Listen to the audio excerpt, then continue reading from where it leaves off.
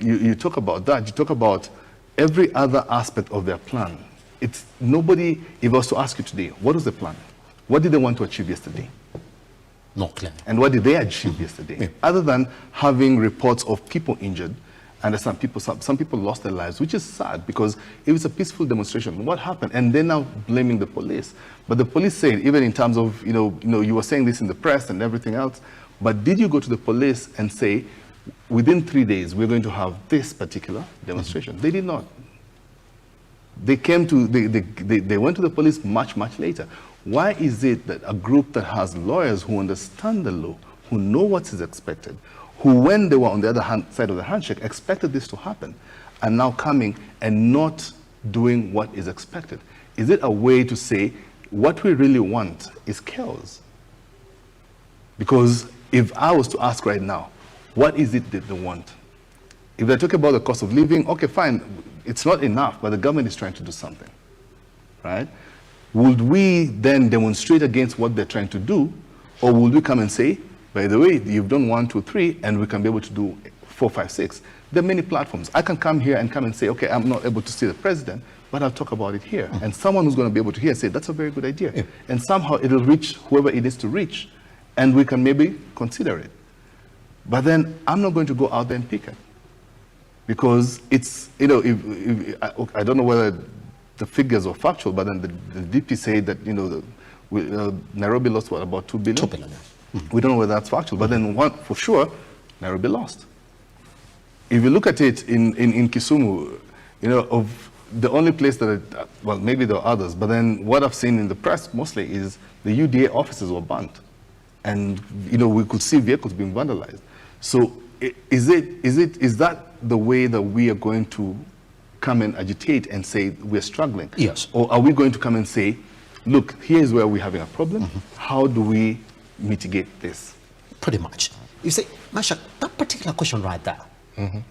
the question of how do we do this? I want to take you back to the comments of the president. Mm-hmm. I think it was early this week. He said, well, wow, mm-hmm. if they want for us to come and talk, yes, we are open for that conversation, mm-hmm. but it's got to be a conversation strictly within the confines of the law.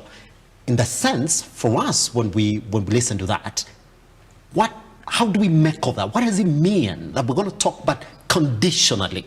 Because now you have two sides here, Meshack. One is representing conditions, and the other one is representing conditions. So that messaging from the president, how do you get it? Because we're in the streets, because one side doesn't like the conditions that have been put in place for conversation to be heard. Let me begin with this. I think it should go in the mind of every Kenyan. Yeah. The president right now has put Kenyans in a situation that looks like you were married, then you divorced. Now you have a new husband, but the new husband keeps reminding you about how bad that guy was. So every time you tell your new husband that, I need to go to salon, my hair is not really looking nice.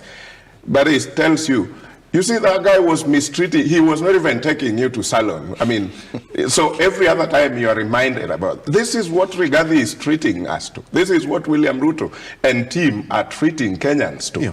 Every time you say, people can't afford food on their table. You see, those people destroyed our economy. You see, that regime, what is that? This is why Raila Odinga and his team sat down and say, government, put your house in order. We have 2 weeks for you to come up with a clear plan on how Kenyans will put food on the table. Yeah. It was not waking up in the morning and going to the streets. He knows.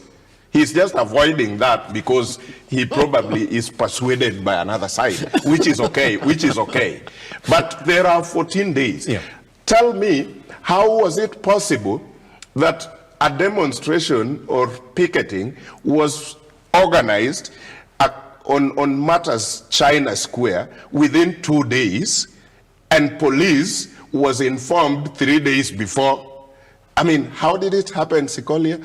Because we saw China Square erupting today, and the next day people were on the street picketing, and it was peaceful, and police accepted. But then when it is Azimio, oh, we needed sijui how many days before we were supposed to be told sijui how many days. I mean, how is that possible?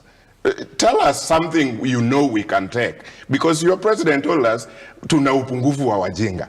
So don't treat us like we are, and on the other side you're saying we are not foolish people.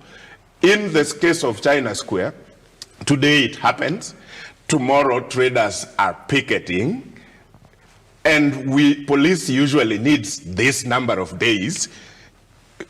I mean, you're getting what I mean? Yes. But on this, now police need this number of days, which was not there.